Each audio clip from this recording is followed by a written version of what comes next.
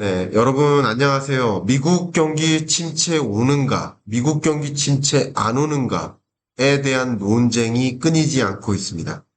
일단 24년 9월 6일 한국 시간 저녁 9시 반에 미국 실업률 지표가 발표되는데 그 실업률 지표가 또 4.3을 초과해서 4.5를 기록한다. 4.4를 기록한다. 그러면 미국 경기 침체에 대한 논쟁이 또 다시 불거질 수 있고 주가에 상당한 조정이 있을 수 있습니다. 근데 만약에 그때 실업률이 그렇게 높게 나오지 않을 거라고 한다면 그러면 또 경기 침체 논쟁은 또 끊길 수 있을 것 같습니다. 또 여러 전문가들 사이에서도 미국 하드 랜딩 온다, 안 온다, 여러 논의가 끊이지 않고 있습니다. 그런 부분을 명확히 여러분께서 짚고 가셔야 흔들림 없이 미국 경제를 바로 바라보고 여러분의 또 합리적인 의사결정을 내리실 수 있지 않을까 하는 생각에 지금 라이브 중이지만 즉시 분석을 좀 할 수 있도록 하겠습니다. 가장 대표적인 주자죠. 예, 클라우디아 3, 전 페드 이코노미스트, 경제 연구자였던 분이셨죠. 지금은 나와서 이제 컨설팅 폼의 대표입니다. 이분이 만든 그 3의 법칙, 최근 1년 동안의 실업률 중에 가장 낮은 실업률이 있고 그 실업률을 굳이 말씀드리면 1년 전 실업률이에요. 그럼 그 실업률보다 최근 실업률이 너무나 빠르게 올라가서 그 차이값이 0.5%포인트 이상이면 강한 경기 침체가 올 수 있다라는 신호다. 라고 주장하는 한 경기 침체의 시그널로서 지표를 표현하는 클라우디아 3은 지금 미국 경제가 보시는 것처럼 리세션에 매우 근접해 왔다라고 주장합니다. 왜냐하면 이분이 주장한 그 경기 침체 시그널 3의 법칙에 따르면 그 숫자가 0.5%포인트를 상회했기 때문에 또 그렇게 말씀하실 수도 있겠죠. 그러나 저는 이따가 결론적으로 말씀을 드리겠지만 하나의 지표만을 가지고 단정지면 절대 안 된다라는 말씀을 먼저 드리고자 합니다. 저는 누구의 편이냐? 3보다는 아틀란타 페드의 보스틱 총재의 편입니다. 이분이 오늘 이런 말씀하셨습니다. Recession is not in my outlook. 나의 전망에는 미국 경기 침체는 있지 않다. 나는 미국이 경기 침체 올 거라고 전망하지 않는다. 라고 표현하고 있거든요. 미국은 소위 예외주의죠. US exceptionalism. 세계 경제가 저성장 고착화되는데 미국만 예외가 되어서 골디락스를 유지한다. 라는 표현인데 실제 이런 미국 경기 침체 정말 많은 사람들이 아실 만한 이런 명사들 사이에도 경기 침체 온다 안 온다를 가지고 논쟁이 끊이지 않고 국내 여러 이코노미스트 사이에서도 하드 랜딩 온다, 경제 위기 온다, 아니다, 경기 침체 안 온다 여러 주장들이 있습니다. 근데 저는 노 랜딩까지는 아니고요. 경기 침체가 안 온다는 것까지는 아니고요. 미리 답변 드린다면 소프트 랜딩 온다. 굉장히 마일드한 경기 침체 온다라는 말씀을 그동안 드려왔는데 실제 이런 논쟁을 어떻게 종결시켜야 될지 말씀을 드려볼 수 있도록 하겠습니다. 일단 기준금리 인하하면 경제위기 온다라고 믿고 계신 분들이 아직도 많으시더라고요. 근데 경제위기와 경기 침체를 구분짓지 못하는 그런 판단이라고 의견을 드리고 싶습니다. 2008년, 9년 경제위기 왔죠. 그래서 대대적으로 금리 인하했죠. 2020년 팬데믹 경제위기 왔죠. 그래서 대대적으로 금리 인하했습니다. 여러분 제가 질문 드릴게요. 금리 인하해서 경제위기 온 겁니까? 아니면 경제위기 와서 금리 인하한 겁니까? 경제위기 와서 금리 인하한 거죠. 선후행 관계를 잘못 가져가시면 안 됩니다. 너무 큰 오해를 할 수 있습니다. 매번 금리 인하할 때마다 경제위기 왔었다. 이렇게 얘기를 하는데 매번 금리 인하할 때마다 경제위기 왔었다라는 표현은 맞을 수 있지만 그러나 선후행 관계가 경제 위기 왔기 때문에 금리 인하한 것이지 금리 인하했기 때문에 경제 위기 온 게 아닙니다. 그래서 이번에도 9월부터 금리 인하하게 되면 경제 위기 온다. 그건 굉장히 무책임한 전망이라고 저의 의견을 좀 드리도록 하겠습니다. 제가 어떤 특정인을 짚어서 말씀드리는 게 아닙니다. 지금 현재 경제가 경제 위기 상황은 아니다. 그리고 또 한 가지, 경제 위기와 경기 침체를 구분하셔라. 경제 위기는 이렇게 경제 활동이 급격히 수축돼서 역성장하는 것을 경제 위기라고 하고, 24년, 25년 미국 경제 전망 2.6%, 1.9% 미국 경제 괜찮습니다. 경제 위기는 아닙니다. 금융 위기 아닙니다. 역시 그러니까 경제 위기 아닙니다. 그럼 경기 침체는 뭐냐? 제가 정의를 말씀드린다면 경제가 순환해요. expansion. 경제가 고성장 혹은 확장되는 국면이 있어요. 확장됐다가 정점을 찍고 정점에서 내려오는 하강 국면이 있는데 이 중에 나름 정점을 찍고 제자리로 돌아오는 이런 국면을 리세션이라고 해요. 심지어 디프레션은 이제 역성장하는 거 이걸 가리키는데 역성장도 아닙니다. 이 리세션이라는 개념이 경제 위기랑 전혀 다른 거예요. 경기 하강 국면에서 정점을 찍고 둔화되는 걸 리세션이라고 해요. 그러니까 굳이 말씀드리면 그렇게 나쁜 것도 아닙니다. 그렇게 나쁜 게 아니에요. 리세션이라는 게. 그렇게 답변 드릴게요. 그러니까 경제 위기랑 이 이코노믹 크라이시스랑 리세션을 헷갈리면 절대 안 되고요. 경기 순환 주기에서 나름 정점을 찍고 내려오는 국면을 리세션이라고 하는데 이 리세션이 이렇게 전개될 수도 있고요. 그죠? 그리고 이렇게 전개될 수도 있겠죠. 근데 이렇게 전개된다면 이게 뭐예요? 마일드한 경기 침체, 소프트 랜딩에 가깝죠. 근데 만약에 이렇게 전개된다면 하드 랜딩에 가깝겠죠. 그러니까 경기 침체는 올 수 있다. 그러나 그 경기 침체의 정도를 구분하셨으면 좋겠다라는 의견을 좀 드려봅니다. 그래서 제가 경제 위기와 경기 침체는 다르다. 제가 오죽하면 2024년 경제 전망서 작년에 썼던 책에 프롤로그에 썼어요. 6페이지 한번 보세요. 24년 경제 전망서 갖고 계신 분은 6페이지 한번 열어보세요. 프롤로그에 경제 위기와 경기 침체는 다르다. 제발 이 두 가지 단어를 구분하십사. 이 두 가지 단어를 혼돈하면 지난 8월 5일 날 그 블랙 먼데이 찾아왔을 때 경기 침체의 신호를 마치 경제 위기의 신호인 양 오해하고 내던지는 잘못된 의사결정을 내릴 수 있거든요. 그렇기 때문에 다시 한번 그 두 가지 단어를 혼동하시면 안 된다라는 말씀을 드립니다. 자, 그러면 미국 경기 상황을 한번 진단해 보겠습니다. 미국 경제 23년 4.9, 3.4, 23년 한 해 2.5% 성장, 굉장히 견조한 성장을 했습니다. 그리고 24년 경제도 1분기 1.4, 2분기 3.0, 지금 이 3.0은 잠정치이지만 그 속보치가 2.8, 잠정치가 3.0, 확정치는 2.8하고 3.0 사이에 정해질 가능성이 제일 높아요. 통상 그렇습니다. 그럼 이 정도면 미국 경제 아직까지 매우 견조한 겁니다. 매우 견조한 흐름에 3분기 경제는 어때요? 2.0%로 현재 아틀란타 페드는 전망하고 있습니다. 경기 침체가 아니라는 미국과 같은 GDP 1위 국가가 2%를 성장한다?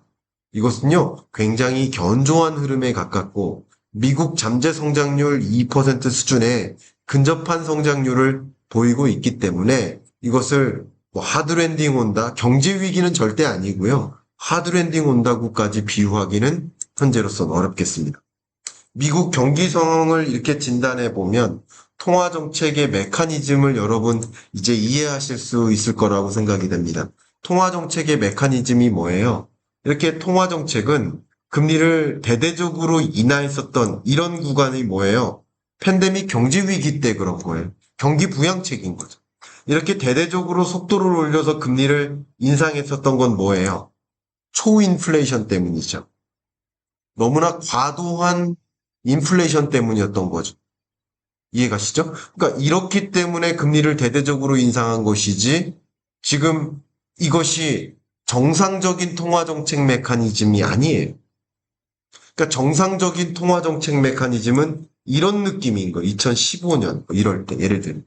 그러니까 지금의 통화정책 기조의 전환은 점진적으로 인하할 것이다에 여러분 베팅하시면 좋겠습니다. 그렇게 의견을 좀 드리겠습니다.